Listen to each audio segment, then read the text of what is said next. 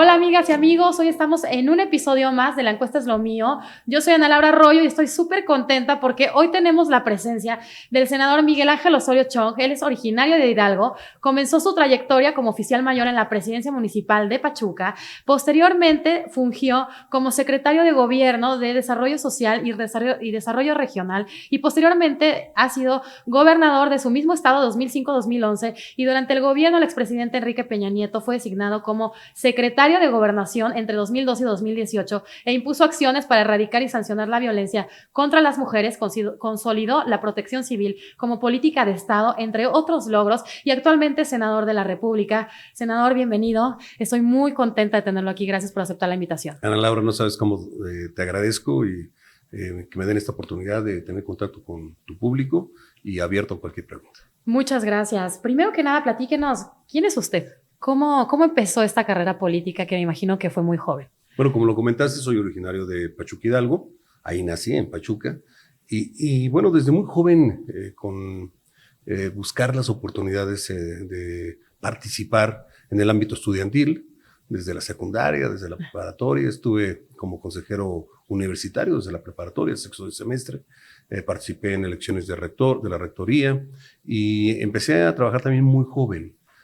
¿Cuántos años? No, 14 años. Ah, muy jovencito. Sí, hacía de todo tipo de cosas y esto lo combinaba con los estudios y luego ya un poquito más en la formalidad. Tal vez mi primer empleo formal fue a los 17, 18 años en el Instituto Electoral local en el estado de Hidalgo, y mi inclusión al Partido de Revolución Institucional fue como a los 19 años. Entonces, pues desde muy joven entrando en la actividad pública. Apasionado de lo que hago. Me describo como una persona muy comprometida en poder servir, en hacerlo de la mejor manera, de entregar resultados. Eso quisiera yo que siempre se pensara de mi persona, el que pues hay retos muy grandes, pero hay un compromiso del mismo tamaño. Claro. Y bueno, en su primer trabajo en el PRI, ¿cuál fue? ¿Qué fue lo que hizo? A los 19 años, súper joven. Auxiliar, estaba yo en la Secretaría de Organización, me invitaron a participar y luego en cuestiones electorales, me fui nuevamente a cuestiones electorales institucionales, o sea, procesos electorales en el Instituto Electoral del Estado de Hidalgo y luego regresé al partido, regresé como secretario de Acción Electoral y luego pues se me dio la oportunidad de ser presidente de el PRI, que hasta la fecha sigo siendo el más joven de la historia. ¿Cuántos años tenía? 27 años. 27 muy años joven. cuando fui presidente del PRI en el estado de Hidalgo, en el que, por cierto, pues la costumbre es que fueran muy grandes, adultos, muy adultos, los que dirigieran el partido, los que estuvieran en cargos importantes con lo que respecta a mi estado. Sí, yo recuerdo que todos estos personajes que vimos por años del PRI eran personas que nosotros los veíamos grandes, no eran jóvenes los que tuvieran cargos pues más importantes como el de la presidencia, por ejemplo, ¿no? Sí, siempre se pensaba de pues 65 para arriba. Claro. Ser secretario de Estado igual o gobernador en mi estado, si eran personas ya con una carrera larga. Con una carrera larga, que puede ser igual de larga, pero también se pensaba que solamente muy adulto podrías llegar a ello. Y bueno, yo tuve oportunidades muy joven, esta que te platico de 27 años, ser secretario de Desarrollo Social, secretario de Desarrollo Regional, subsecretario de Gobierno en mi estado a los 28, 29, 30, 31 años, hasta los 37 años que fui diputado federal y luego a los 40 ser gobernador de mi estado. También muy joven.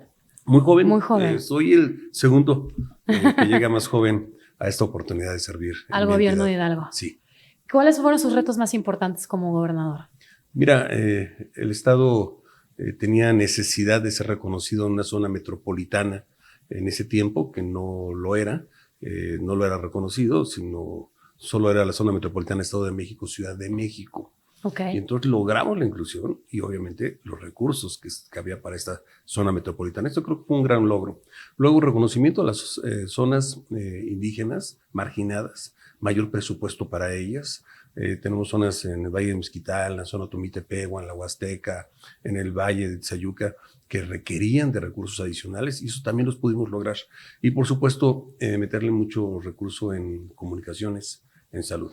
se hicieron 8 hospitales, se hicieron varias autopistas, distribuidores viales. La verdad es que tuvimos la oportunidad de lograr recursos.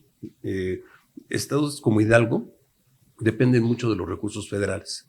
Y bueno, veníamos a hacer mucha labor para esa que gestión, pudieran ¿no? esa gestión, y llevamos muchísimos recursos que están ahí aplicados, que ahí están los hospitales. Muy orgulloso de un hospital enorme que es el Hospital Infantil de Hidalgo, que da servicio a la región con los mejores aparatos. Estoy hablando de hace 14 años que se logró ese hospital y ahí está vigente y muy, muy importante para la región central de nuestro país. Claro. Y después, bueno, ¿cuánta experiencia no se adquiere, me imagino, siendo gobernador de un estado, para después ser secretario de Gobernación federal de todo el país?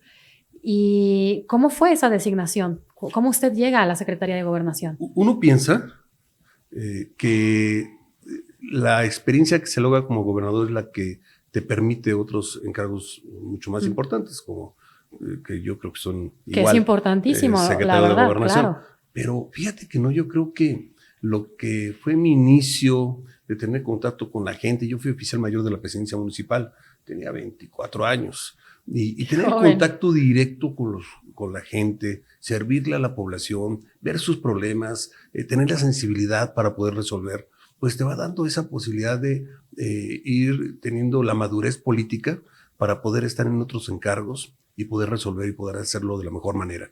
Por eso siempre digo que a un político hay que medirlo por sus resultados, no por su edad, no por sus discursos, sino por sus resultados. Claro. Y he tratado de que en mi paso esto sea lo que vaya dejando pues la señal de que estuve en ese espacio sirviendo a la población.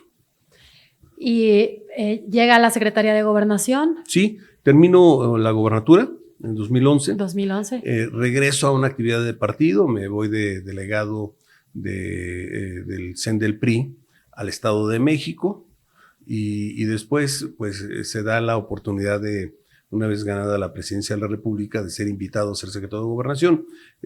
Yo conozco al entonces gobernador del Estado de México, en ese momento cuando los dos estábamos en esa posición, él de su estado, yo de la mía. Incluso en las reuniones de CONAGO, pues por abecedario nos sentaban y siempre estábamos sentados al lado. Juntos. Empezamos a platicar, empezamos a ver pues proyectos políticos en los que coincidíamos.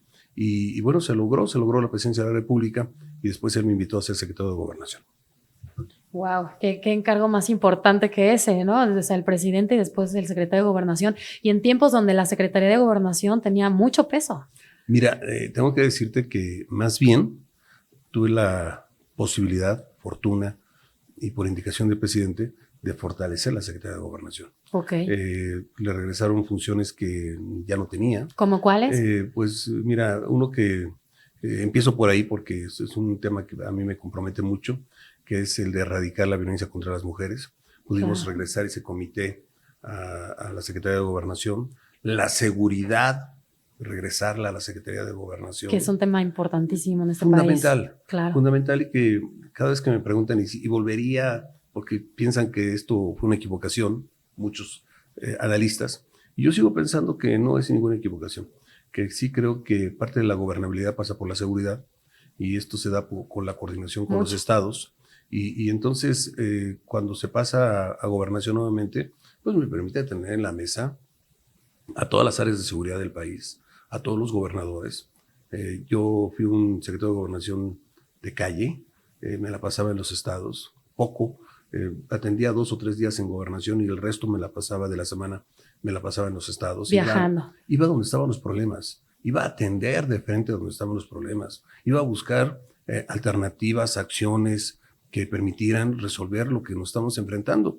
Y luego no se recuerda, pero mira, 12, 13, 14 y 15, ahí están cifras que son los años de menor índice delictivo en el país, desde que se empiezan a medir esto. Y seguridad. Desde que seguridad cambió a gobernación. No. Te hablo desde antes del 2000. Okay. No se habían logrado estos índices de seguridad. 12, 13, 14 y 15. Me dices, luego, ¿qué pasó? Bueno, pues advertimos que venían elecciones de gobernadores que otra vez íbamos a tener que lograr coordinación, que advertimos que iba a haber muchos cambios de presidencias municipales. Y no es justificación, llevo una iniciativa a la Cámara de Diputados, en primer lugar, para desaparecer las policías municipales. Creo yo que deben de desaparecerse las policías municipales. No hay ni siquiera en los 2.450 municipios una policía municipal, no la hay. Creo que solo hay 1.800 de 2.400 que deberían de estar. Solo pensaría que unas 50 o 60 están bien formadas. Las demás no tienen equipo, no tienen buenos salarios, no tienen capacitación. Entonces, llevamos esa iniciativa y bueno, pues desafortunadamente no fue aceptada y nosotros pensábamos que tenían que hacerse 32 policías estatales fuertes, muy fuertes, poderosas, estatales, un mando único.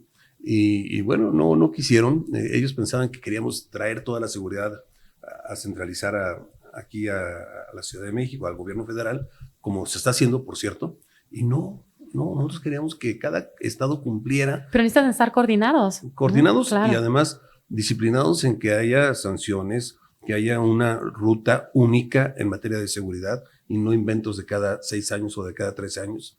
Y bueno, pues lo que sucedió es que empezó a haber descoordinación, empezó a haber politización de la seguridad y empezó en 16 finales, 17 y luego para arriba, pues a subir otra vez los índices de inseguridad.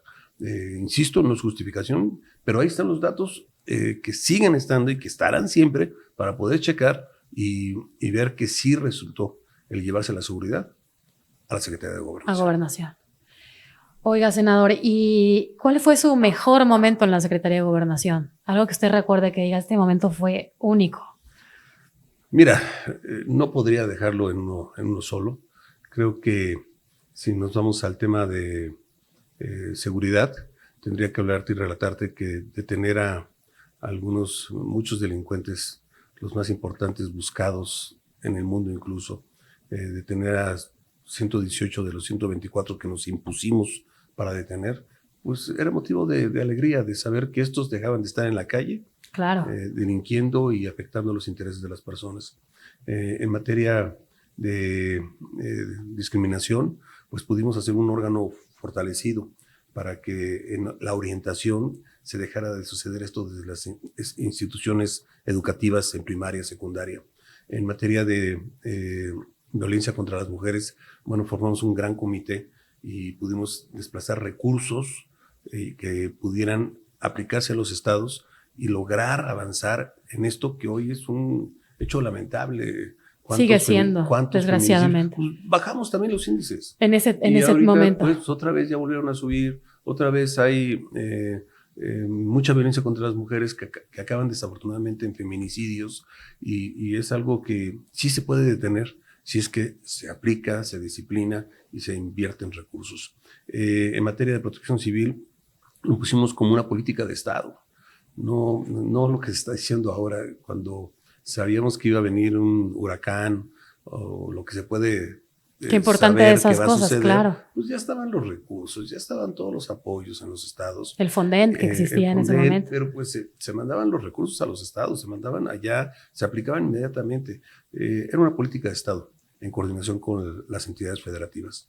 Entonces, sí fueron muchos los momentos gratos, también los que no fueron de la misma manera, pero por ejemplo, haber salido con 70 y tantos mil jóvenes del Politécnico que estaban muy molestos por algunas circunstancias que estaban pasando en su institución y poder verlos de frente y salir con ellos y poder resolver sus problemas, pues son momentos muy gratos, de mucha satisfacción y podría enumerarte muchos más. Por ahí busqué algunos encabezados y justamente vi el secretario de Gobernación en ese momento, decían varios encabezados, salió con las mangas arremangadas a hablar con los chavos del Poli, ¿no?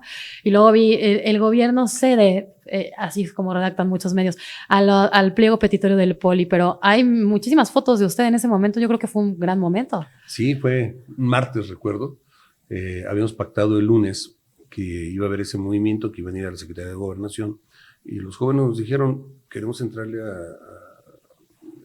entregar nuestro pliego petitorio. Le dije, con mucho gusto. ¿Cuántos son? ¿Cuántos quieren? No, pues somos 20, los espero. Y yo estaba en una reunión en Los Pinos, entonces me fui a la hora pactada y cuando llegué me dijeron pues que los jóvenes dijeron que siempre no, que o sale a recibirles el pliego petitorio o pues no quieren ningún tipo de acuerdo. Dije, y créanme que sí fue un momento de análisis, dije, ¿qué habrá pasado en el 68?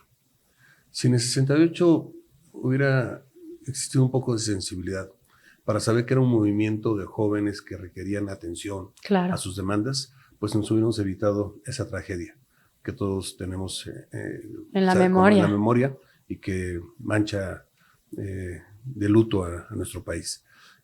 Y entonces decidí salir. Y por supuesto que algunos me dijeron, no, por favor, no salgas. Te van a llover piedras y huevos, ¿no? Y jitomates. Va a ser muy difícil. Y yo recuerdo que era un día de mucho calor, me quité el saco, la corbata, y salí caminando muy rápido porque además querían que esto fuera. Y dije, vamos, por supuesto que sí. Y me subí a un templete que no les pertenecía a ellos. Vi las fotos. Que le habían puesto los del sindicato Sindicato Mexicano de Electricidad, este sindicato lo había puesto para sus reuniones, concentraciones, y su terro. Y me subí, no era muy alto, y yo me acuerdo ver las caras de los jóvenes que nos vimos de frente, que sacaron sus celulares, y que fue muy grato, nadie nos rechazamos, no teníamos por qué. Y sí, por supuesto, no recuerdo que hubieran sacado ese en primera plana lo que acabas de hacer referencia de que doblaron al gobierno. Pues si doblarse es ceder ante las demandas de los jóvenes, pues sí. Y si decirles que fue lo primero que les dije, el gobierno de la República reconoce su movimiento. Si eso es doblarse, pues sí. Yo lo hago con mucho gusto porque son jóvenes que querían que se les resolviera un problema para seguir preparándose. Y lo hicimos con mucho gusto. ¿Y se les resolvió? Sí, claro. Fíjate que lo quisimos resolver al momento y nos dijeron, no, mejor otra vez venimos el viernes. Y volvieron a ir el viernes, me acuerdo que estaba lloviendo, volví a salir y fuimos avanzando en resolver sus temas. Tal vez al contrario de lo que esperaban, pues pensaban ellos que iba a ser un movimiento muy largo. Les dije, no, a ver, no perdamos tiempo. Ahora mismo, si me permiten, en una hora les traigo la contestación a su pliego petitorio. No, el viernes nos vemos. Y se resolvió. Es un tema que dentro de los muchos que tengo mucha satisfacción de platicarlo. Muchas gracias por platicarnos. Y bueno, yo creo que gobernar un país y como el nuestro y en el mundo entero es algo muy complejo. Sí. Y también hay momentos malos, ¿no? ¿Cuál fue su peor momento? Y bueno, ahorita platíqueme su peor momento, pero me viene a la mente, ¿qué pasó? ¿Cómo cuando le avisaron que el Chapo se fugó? ¿Qué pasó? Porque debe ser una noticia que te deja muy impactado. Mira, déjame decirte cuando se detuvo. Cuando se detuvo, de las indicaciones que se dieron es que se tuviera extrema vigilancia sobre él. Y se preparó pues todos los cuidados que dentro del marco de la ley se podía hacer. Y esto era tener una celda separado, vigilado con las cámaras. Pero bueno, decían, ¿y cómo pudo hacer un túnel? Bueno, lo hizo por debajo de la barda que está hacia abajo del nivel de piso del penal, que son 6 metros y que está en los estándares internacionales, incluso estaba más baja.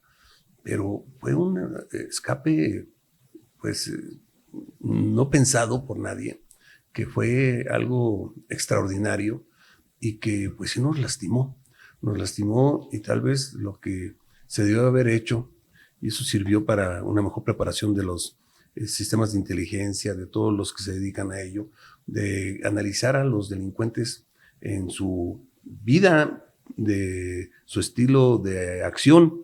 Y bueno, pues se nos olvidó que al Chapo le gustaban hacer túneles. Y entonces, ya se sabía eso. Sí, claro. Ya se sabía. Pero nunca se pensó que en la cárcel lo pudiera hacer. De verdad, yo puedo decirte que no se encontró culpabilidad, algo que señalara a alguien de haberle ayudado. Fue muy complicado el poder decir que le hicieron favores para que esto sucediera. No, llegaron por abajo, tenían planos y hicieron un túnel de 1.5 kilómetros y nos lastimó. Se fue en 2 avionetas, pero nos dimos a la tarea todos y 6 meses después se volvió a detener. Y entonces, bueno, pues se tomaron otro tipo de previsiones. En lugar de dejarlo en el altiplano, se le llevó a Chihuahua y en lugar de tenerlo en piso firme, lo teníamos en un segundo piso. Y entonces tomaron todas las acciones que debían de haberse tomado. Bueno, todo enseña, los errores enseñan y yo creo que el que no se equivoca pues no puede servir bien. ¿Y cómo es para usted, como siendo, porque usted es un ser humano que en ese momento tenía esta encomienda tan importante que es ser secretario de Gobernación? ¿Cómo es que se entera de esto? O sea, ¿qué se siente? Yo imagino que me baja la presión, no sé, o me supersube. O sea, pues un poquito más que eso. ¿Qué es? Claro. Mira, nos habían invitado de Francia al desfile conmemorativo que ellos tienen cada 4 de julio. Y entonces, pues, fuimos para allá. Esto era un lunes. Y yo me adelanto, él se escapa un sábado a las 10 de la noche, pero por el cambio de horario yo estaba despierto y siempre yo duermo un poco y me llaman por teléfono y me dicen que Eugenio Imas, que tenía una noticia muy desagradable, primero por mensaje, luego tomó el teléfono y me dice, escapó el Chapo. Le digo, ¿cómo es posible? Me dijo, pues es increíble, pero se escapó por un hoyo. No sabemos más. Ya están policías metiéndose. Le dije, pues hay que darlo a conocer. Inmediatamente sacamos un boletín. Era algo increíble, algo impensable. No podíamos... Sí, qué sorpresa. Era una gran sorpresa. Claro. Y bueno, luego yo comentárselo al presidente de la República, quien venía volando. Híjole, ¿cómo se le da esa noticia? ¿No? Francia, pues fue muy complicado. Sí, claro. Él iba en el avión y pude mandar un mensaje, me lo contestó y ahí donde recarga combustible el avión en el norte, en Norteamérica, me habla por teléfono y comentamos que habíamos tomado todas las acciones que se tienen que tomar. Cubrimos el aeropuerto de Toluca, el de Querétaro, pero bueno, nos llevaba 2 horas de ventaja porque mientras 2 policías federales, que yo sigo reconociéndoles porque se metieron en el túnel, y cuando se iba el Chapo, que pusieron luz en todo el túnel, cuando se iba el Chapo tronaron toda la luz, entonces iban a oscuras, recorrieron 1,5 kilómetros. Y que no saben qué se van a encontrar. No sabían que se iban a encontrar. Para mí son héroes y bueno, pues se tardaron unas 2 horas y pues, para esto ya el Chapo seguramente estaba allá en el norte de nuestro país, pero inmediatamente, sin apoyo de ninguna institución de otro país, con todos los organismos de seguridad de nuestra nación, se pudo hacer la recaptura del Chapo. Que eso es importante también decirlo. En la primera captura sí hubo apoyo del gobierno de los Estados Unidos, en la segunda... mira 100% mira mexicano. Que vinieron de Francia, de Alemania, de Estados Unidos, de todos lados nos vinieron a ofrecer apoyo y se dieron cuenta que aquí estábamos muy fortalecidos en los sistemas para lograr la recaptura 6 meses después. 6 meses después. Y bueno, también eso, qué descanso, ¿no? Pues mira, yo traté, porque me regreso el mismo domingo de Francia. Y llego el lunes, hago un recorrido, invito a legisladores, me acuerdo que fueron senadores a ver lo que yo iba a ver también, para que todo fuera transparente. Y quiero decirte que por la tarde a las 7, en el Salón Juárez de Gobernación, pues doy una conferencia en la que pues había más prensa que la que yo recuerde haber visto junta algún día. Y la primera pregunta, en lugar de decirme, oiga, ¿cómo se escapó? ¿Qué sucedió? Relátenos los hechos. La primera pregunta es, ¿va usted a renunciar? ¡Qué fuerte! Y yo les dije, miren, no es una decisión que crea que debo de tomar yo, pero yo considero que los problemas, las dificultades, son oportunidades. Y si es que sigo en este encargo, habremos de recapturarlo, habremos de dar con él, y habremos de demostrar que el Estado mexicano en este sexenio hace lo que su labor, su responsabilidad y su deber tiene que entregar en resultados a la sociedad. Y lo hicimos. Y es difícil estos cargos públicos porque en realidad dudo mucho que, o sea, ahí pasan tantas cosas que ustedes se enteran cuando suceden, no es que ustedes sean los responsables de esa situación. Y siempre como sociedad, pues, o incluso la prensa, ¿no? Es este tema de responsabilizar. Por supuesto que sí hay una responsabilidad de seguridad, pero pues, tan es así que se le recapturó, ¿no? Sí, y mira que tengo que decirte que también sabía mi responsabilidad y cuando esto sucedió, yo le dije al presidente, si algo sirve en esto que ha molestado al mundo, porque fue una noticia mundial. Fue una noticia mundial. Mi renuncia se la entrego. El presidente me dijo, no, confío en que lo vas a poder recapturar. Y que si hay culpables y si hubo alguien que se prestó a ayudarlo, también lo castigarán los jueces. Y dije, por supuesto que presentaremos a todos, claro.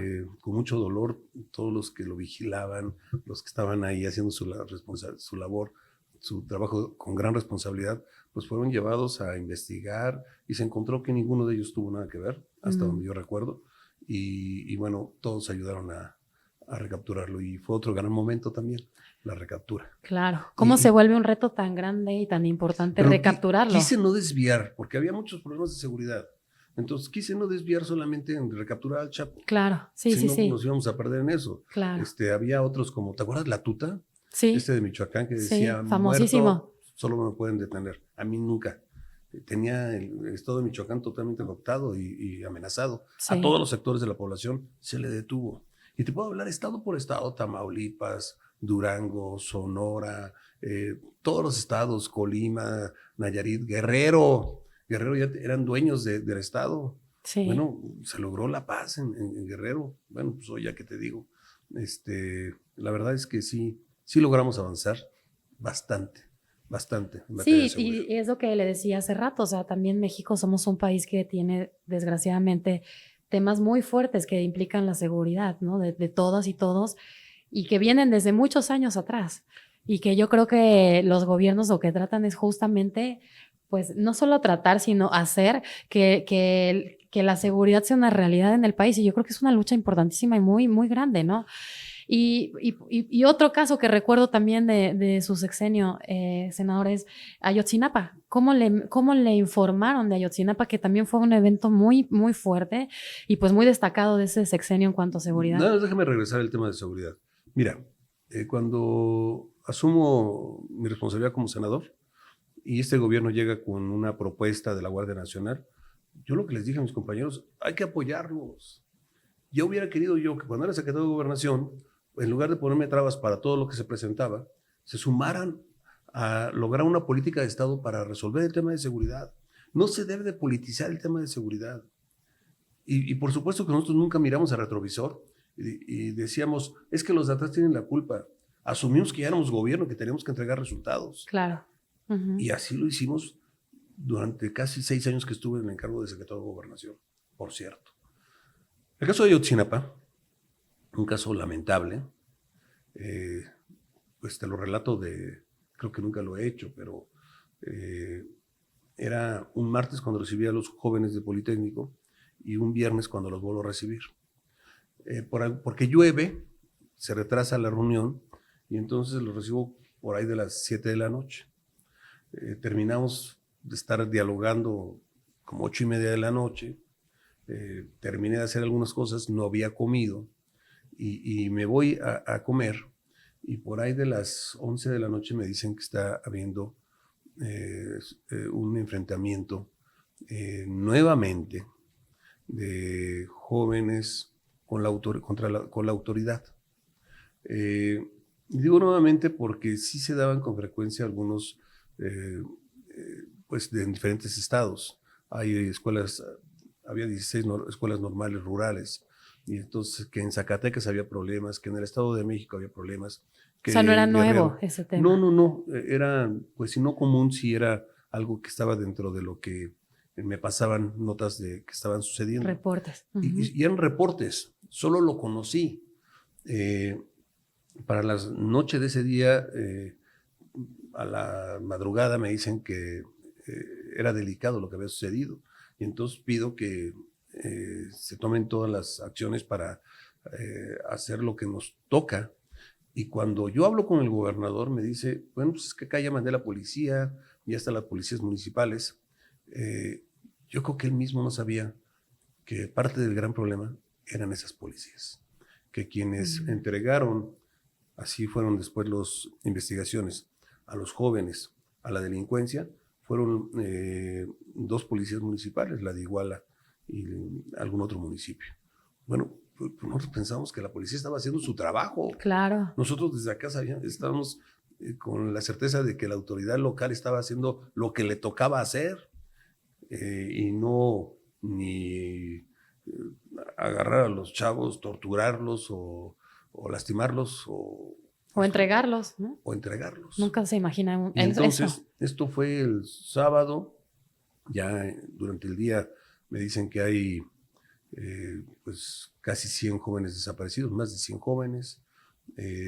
Empezamos a hacer investigaciones, el domingo que ya eran menos, y el lunes es cuando me dicen que hay 43 que no aparecen. Desaparecidos. No aparecen.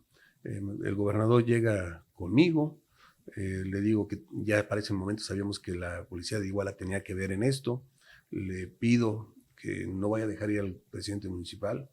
Dice, no, mañana va a pedir licencia y va a enfrentar a la autoridad. Era muy conocido que tenía que ver la autoridad local y bueno, se escapa. Y entonces se vuelve un problema mayor, claro, porque se piensa que lo dejan escapar, obvio. Nosotros lo detenemos en diciembre. También se hace una gran investigación y se le detiene en diciembre. Pero sí, para esto, me regreso, pues el tema crece.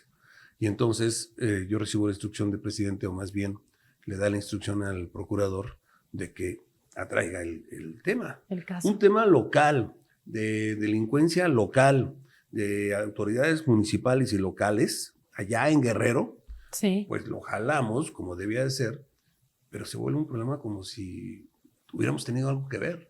Y nosotros lo único que quisimos durante todo el tiempo que fue nuestra responsabilidad, la mía por lo menos, es tratar de localizar a los jóvenes. Me reuní muchísimas veces con los papás, me pidieron muchísimas cosas y llegaron los de la Interamericana y les di todo el apoyo y todo el respaldo.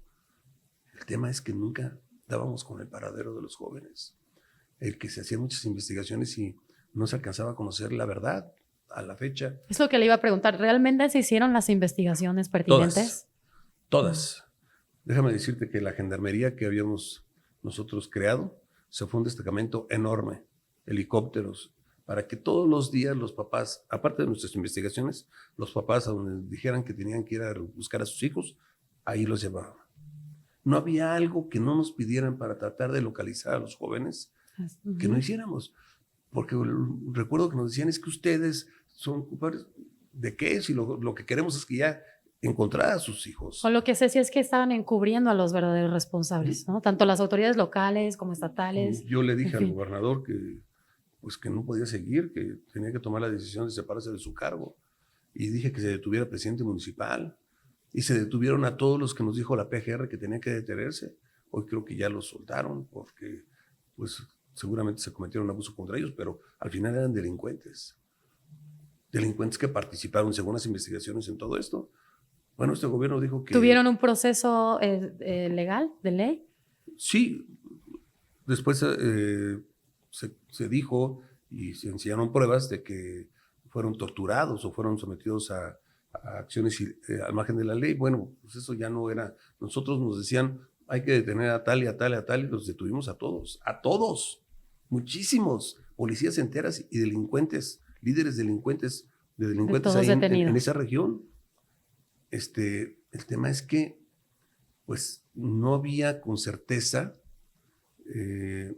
poder decir la seguridad de los hechos. Por eso nosotros, decíamos que tenía que seguir las investigaciones y nunca cerrar el caso, nunca cerramos el caso. Sí, no está cerrado, de hecho. Decíamos a los Interamericana, está bien, ustedes piensan que estamos inventando conclusiones que dicen que no fue así. Está bien, díganos cuáles. Ustedes están aquí con todos los elementos para hacer también sus investigaciones. Díganos cuáles quieren que hagamos. Y yo recuerdo que todas las que nos pidieron lo hicimos. Todas. entrar a cuarteles incluso. Sin embargo, pues no se alcanzó a tener una conclusión que hubiéramos querido tener, que creo que México quiere tener. Claro. Y llega este gobierno y dicen, nosotros lo vamos a tener. Tienen exactamente las mismas conclusiones que tuvimos nosotros. Que ustedes tuvieron. Porque se hizo una investigación seria. Y es que eso, senador, toca una fibra muy sensible en nuestro país, que es el tema de los desaparecidos en México. Y que estuve viendo algunas cifras, 99, 98% de impunidad hay en este delito en México. Y pues el tema de la desaparición, de no encontrar a estos chavos y a tantos miles, es algo muy sensible que tiene que ver con la seguridad de nuestro país. Y que ojalá, porque yo creo que sería importantísimo poder encontrarlo, saber su paradero, saber exactamente qué pasó. Entiendo que han capturado a muchos responsables, probables responsables, o ya comprobado que sí tienen responsabilidad. Pero los papás no dejan no están tranquilos todavía. No, y por supuesto que nosotros no podríamos estarlo. Nadie. No podríamos estarlo y claro. no podemos estarlo. De hecho, México no está tranquilo con esa situación. No, y mira, el tema es la impunidad. El tema es que no hay castigo y no hay un verdadero seguimiento respecto a este tema, porque luego se detiene a los culpables y luego en el no seguimiento pues salen libres. Entonces sí es un tema que habla de impunidad, que es en lo que se tiene que trabajar en este país para dar con los responsables y castigarlos. Y de corrupción, ¿no? Porque lo que usted nos decía, después resulta que los presidentes municipales fueron los que tuvieron que ver en ese delito, pues está en todos los niveles este tema, desgraciadamente, ¿no? Por eso yo decía desaparecer las policías municipales, porque este binomio que se logra entre autoridad municipal y delincuencia es muy común verlo. Y es muy común verlo, y no creas que a veces ni siquiera porque reciban algo los policías municipales, ni siquiera yo quisiera señalarles de eso. Es porque son muy fáciles de amenazar, porque están ahí en su localidad y les dicen, son pequeñas localidades que le dicen, ahora sí, eso que se dice en broma, sé dónde estás, con quién estás. Están muy vulnerables. Entonces, por eso, mejor hacer policías estatales fuertes que puedan cubrir todos los territorios. Claro. Pero no lo quisieron entender y hoy seguimos con problemas de seguridad. Sí, es una desgracia. Platíquenos como senador, ¿cuáles han sido sus encargos? Ya se está terminando la legislatura. ¿Cuál fue su mayor reto? ¿Qué pasó en su paso por el Senado? Mira, nos tocó ser oposición. Yo he sido 2 veces legislador. Fui diputado federal y también me tocó ser en la oposición. Gobernaba el PAN y yo era del grupo parlamentario del PRI y entonces yo estaba en la oposición.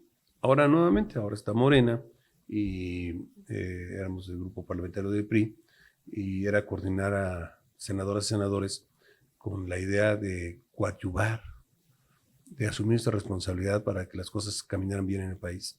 No de esa oposición, que es el no siempre, la no discusión, el no análisis.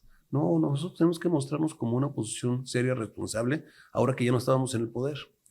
Y eso fue lo que traté de hacer estos 6 años, de buscar acuerdos, de buscar que esas leyes que presentaron casi siempre querían que se discutieran las de ellos, pues tratar de mejorarlas. No siempre se logró, muchas veces se dio esta aprobación por mayoría de ellos, creo que eso le sirve al país, creo que para eso se eligen senadoras y senadores, diputadas y diputados de oposición, para que se puedan nutrir, se puedan mejorar las leyes y puedan tener un mejor resultado para la población a la que va a servir esas leyes. Claro. Traté de construir, presentamos iniciativas. Yo quiero decirte que me fijé mucho en tema de jóvenes para hacer una ley general al respecto y también en el tema que para mí es un gran tema en este país, que es erradicar la violencia contra las mujeres. Es grave lo que estamos pasando. Muy grave.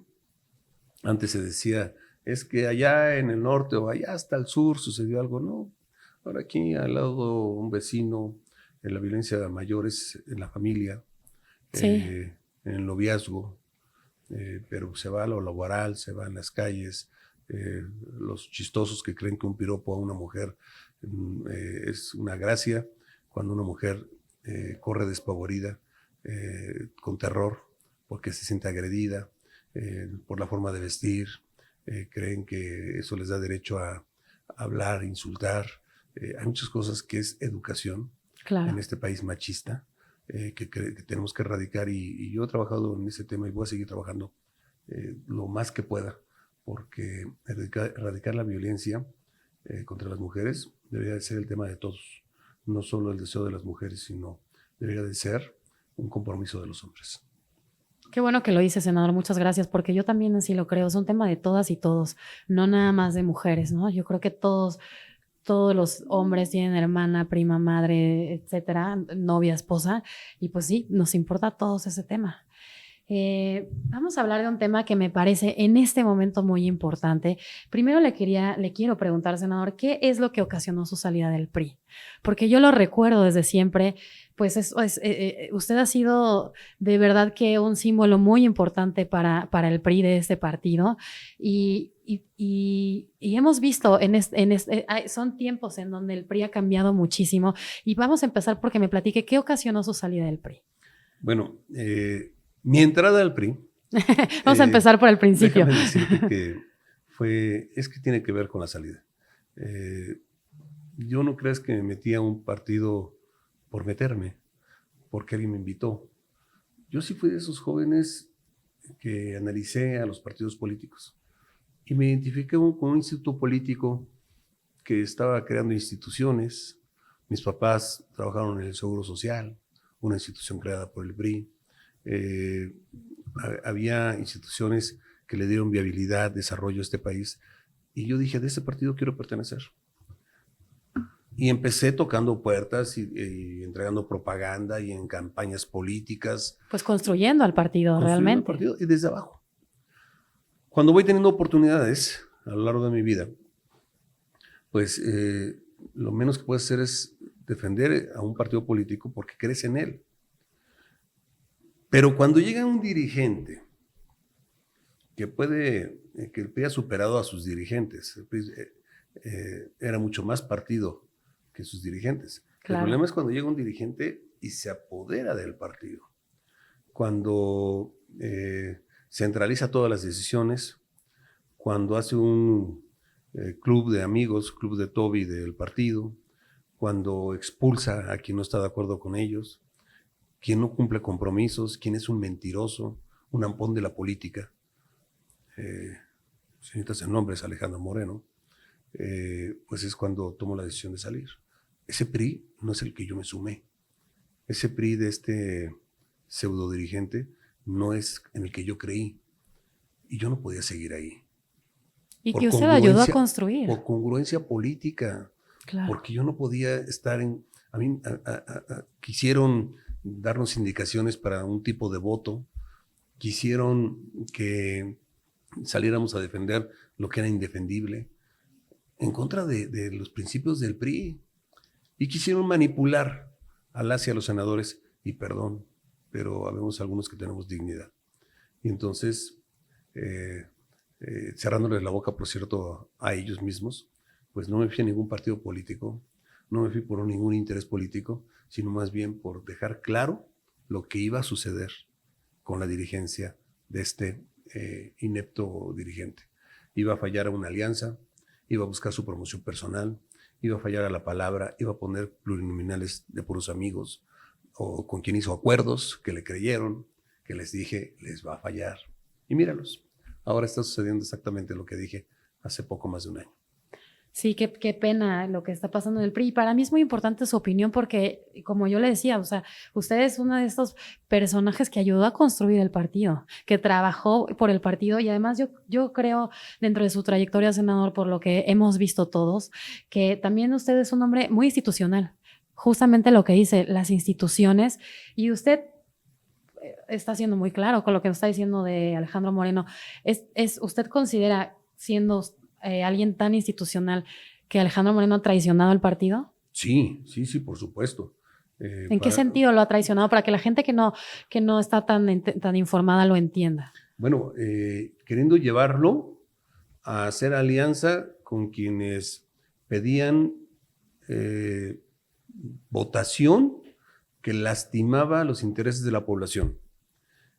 Que, por ejemplo, él estaba de acuerdo y estuvo de acuerdo en que se militarizara la Guardia Nacional. Yo hasta la fecha sigo diciendo que no es el camino, que no debe de ser. Bueno, pues lo va a hacer el gobierno, lo van a hacer los que hoy son mayoría, está bien, pero no tenía por qué el PRI sumarse a ello. Y esa era una indicación, decía él. Hay que votar como dice el dirigente del PRI. No, hay que votar por congruencia y por lo que le conviene a la población. Son muy pocas naciones en que la seguridad pública está en manos de los militares. Te diría yo que los podemos contar con los dedos de una mano. Y eso habla de libertades. Y entonces iba en contra de algunas vías democráticas que se tenían en el PRI para elegir dirigentes, para poner representantes populares. Sí, reglamentos. No, lo hizo de amigos, lo hizo de cuates, se autonombró él y sus amigos. Y ahí están las listas. Lo que hace un año decía, yo por mi familia, por mi vida, digo que no voy a quedar más que un año más. Ya vieron que no. No voy a poner a mis amigos. Es más, ya basta que se pongan solo los dirigentes en las listas plurinominales. Ahí están ellos. Claro. Él y sus allegados que por supuesto le dicen que sí a todo. ¿Por qué? Claro. Pues porque le está dando esos espacios. Entonces, le falló al PRI. Tal vez, diría yo, nunca le cumplió al PRI. Vio sus intereses personales, vio al PRI como un escudo ante las acusaciones de corrupción que tiene en respecto a cuando gobernó Campeche y las que ahora tiene en el manejo de los recursos que tiene el PRI. Claro. Hubo un señalamiento de una mujer, de la dirigente de las mujeres, que hace un par de meses dijo, me querían forzar a que yo firmara los recursos que están destinados para la promoción de la participación de las mujeres. Ah, cierto, yo me acuerdo de eso. Y yo renuncié por congruencia. Entonces, le falló en todo, traicionó en todo, es un mentiroso, y por eso es que yo no podía estar en el PRI. Yo llamé a los que quisieron hacerlo y fueron muchos los que renunciaron junto conmigo o renunciamos juntos. Y ahora, bueno, los que se quedaron y hicieron acuerdos, pues están sufriendo lo que les dije que iba a pasar. Claro. Y la militancia del PRI, porque mucha gente todavía piensa en el PRI como este partido institucional que siempre fue. Pues mira, lo dije, con sus actitudes iba a ir perdiendo espacio, pues apenas alcanzó el 11, sí. Y con lo que está haciendo ahora, pues va a acabar de sepultar a ese gran instituto político, del cual yo siempre me sentí muy orgulloso. Claro. Mucho se decía que el camino del PRI iba a ser el mismo que actualmente tiene el PRD también a nivel nacional, esta pérdida del registro. ¿Y usted cree que eso va a suceder? ¿En cuánto tiempo? No sé en qué tiempo, pero por supuesto que va para allá. Él solo quiere la dirigencia para cuidarse, protegerse, que no vayan por él, por todo lo que hay señalado al respecto de su vida pública. Y creo que no va a ser mucho tiempo, pero cada vez se ve. Ahora que lo que no se ve a nivel nacional es lo que pasaron en las asambleas estatales, donde hicieron la modificación de los estatutos para poder ver su reelección. Claro. Y hubo un descontento enorme. Todos ellos se van a salir. Todos ellos están saliendo. Sí va a quedar. Y vi una declaración suya que tiene intenciones de hacer un nuevo partido, ¿usted? No. Dije que hay que ver cómo está cómo quedan los partidos políticos y entonces ver alternativas. Esa puede ser una, pero no hay ningún anuncio al respecto. Okay. Yo creo que hoy lo que hay que dejar que siga es el que de los estados y a nivel nacional se siga viendo el tipo de personaje que siempre señalé que era Alejandro Moreno y que hoy, bueno, se va contra los que fueron con él, contra sus aliados y no solo eso, contra los medios de comunicación. Claro. Se atreve a retarlos, a a decirles, yo sé cómo te dicen, cómo te apodan, es aberrante, es increíble. Por eso yo creo que hay que dejarle el espacio a este delincuente de la política.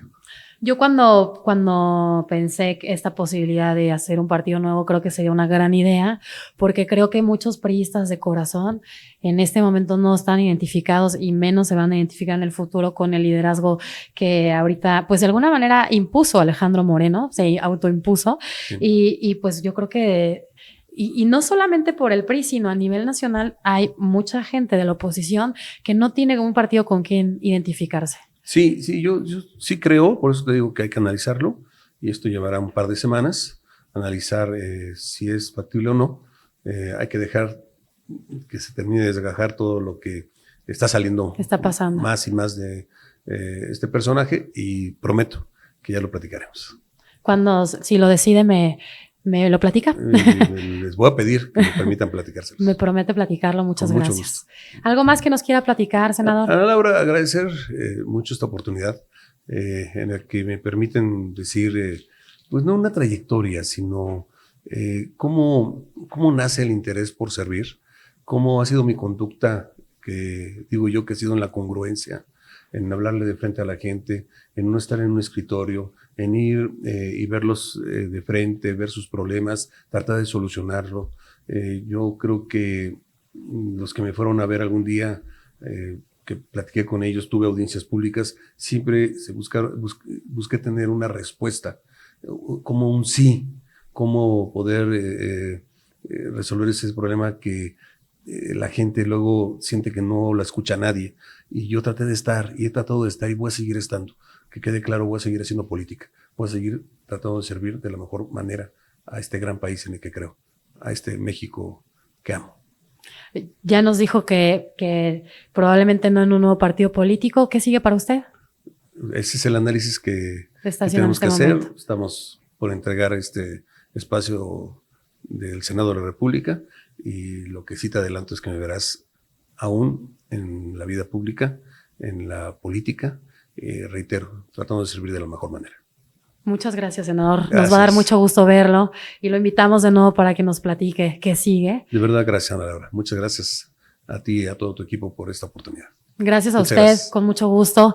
Amigos de La Encuesta es lo mío, muchas gracias. Nos vemos en el próximo episodio. Gracias por vernos y nos vemos en la próxima. Bye, bye.